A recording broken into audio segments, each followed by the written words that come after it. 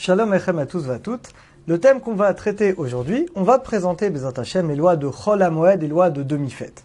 Alors vous le savez tous, entre le premier jour de Pessah ou les deux premiers en Chus Laaretz et les deux derniers, eh bien les jours intermédiaires sont des jours qu'on appelle de demi-fête de Chol HaMoed.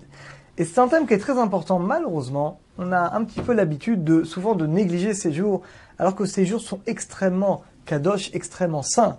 Le Rambam Maïmonide dit qu'il y a une mitzvah de la Torah de se réjouir, pas que pendant le jour du Yom Tov, durant tous les jours de la fête, y compris Chol HaMoed, mitzvah de bien manger, de bien s'habiller, d'honorer la fête. Savoir que Chol HaMoed, c'est également une fête. Et donc, à cet effet, il y a certaines lois qui sont importantes. Alors, on va, Bezat Hashem, les mentionner. Alors, premièrement, on vient de le dire, on doit bien s'habiller. On ne peut pas s'habiller Chol HaMoed comme le reste de la semaine, parce que ça signifierait que pour nous, il n'y a pas de différence. Donc, tu vas pas t'habiller aussi bien que Shabbat, mais pas non plus comme en semaine. Donc, tu dois bien t'habiller pour montrer que ce sont des jours qui sont effectivement importants.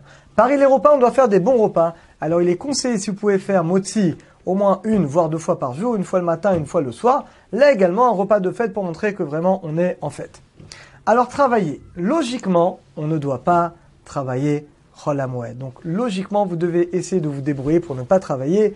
Posez vos vacances. Maintenant, si vous n'avez pas le choix, et si jamais le risque, vous ne travaillez pas Chol HaMoed, vous risquez de perdre votre emploi, évidemment, dans des cas de force majeure, vous pourrez quand même travailler, mais on essaiera au maximum, dans ce cas-là, de réduire au maximum l'activité durant Chol HaMoed. On savoir que la Gemara nous dit que le but de Chol HaMoed, essentiellement, c'est l'étude de la Torah. Donc, on doit se libérer pour réjouir sa femme, ses enfants, étudier la Torah, également voir les amis, la famille, mais ça doit être vraiment dans un état d'esprit spirituel de se rapprocher d'Hachem, parce que le but de la fête, c'est d'augmenter la simcha et d'augmenter surtout l'étude de la Torah. Alors, dans les actions qu'on n'a pas le droit de faire Chol HaMoed, alors d'abord, on ne peut pas se raser, on ne peut pas se couper les cheveux. Donc attention, il faut le faire forcément avant la fête. Même si avant la fête, vous n'avez pas eu le temps, eh bien, c'est trop tard. Chol HaMoed, on ne peut pas se raser et on ne peut pas non plus se couper les cheveux. Alors, mauvaise nouvelle pour vous, mesdames. J'espère que vous allez surmonter cette épreuve. Puisque, mesdames, on ne peut pas faire de machine à laver durant Chol HaMoed. Alors, je sais que ça va être terrible pour vous, mais je vous assure, vous allez réussir. Avant les fêtes, vous faites toutes les machines, mais pendant Chol HaMoed, vous êtes en vacances, mesdames. Donc, pas de machine à laver. Si vous avez une tache sur un vêtement, on peut enlever la tache à la main. Mais on ne peut pas laver, faire un vrai lavage de vêtements. On n'a pas le droit durant Chol HaMoed. Les sages également ont interdit tout travail d'un spécialiste. Je vous donne un exemple. Prendre des photos Chol HaMoed. Est-ce qu'on a le droit de prendre des photos? Oui, parce que c'est pas le travail d'un spécialiste. Aujourd'hui, tout le monde prend des photos. Mais est-ce que je peux aller les faire développer chez un spécialiste? Non. Même si c'est un non-juif.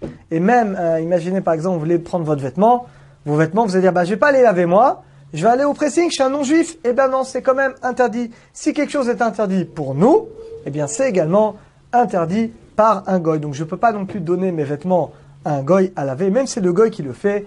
Pendant Chol HaMoed, je n'ai pas le droit.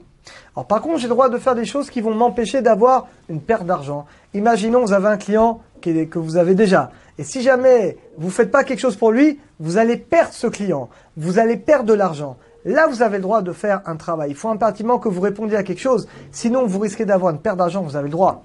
Pareil pour ceux qui sont à la bourse.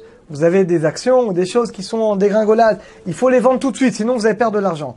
Dans des cas comme ça, étant donné que le but de ce travail, c'est d'empêcher une perte, on a le droit d'empêcher une perte d'argent durant Chol HaMoed. Et le dernier point, d'écrire. Alors, il y a une discussion, est-ce qu'on peut écrire ou pas Chol HaMoed, nous dit le Rav Yosef, en réalité, l'interdit d'écrire, c'est uniquement l'écriture du Sefer Torah d'un sofer. Mais écrire, à plus forte raison quand c'est en français, une liste de courses ou des choses comme ça, on peut se permettre d'écrire. Et évidemment que tout ce qui est Torah, aucun problème. On peut écrire de cours de Torah, on doit étudier la Torah, diffuser la Torah. C'est évidemment que Chol HaMoed, ça ne pose aucun problème et c'est même conseillé de faire ça. Alors, Bezat Hashem, Chag Sameach, qu'Hachem nous aide à bien profiter de Chol HaMoed pour nous ressourcer, pour grandir en Torah, et que Bezat Hashem soit Zoché la Géoula, Bimera, Be'amenu, Amen. Chag Sameach, à très bientôt à tous.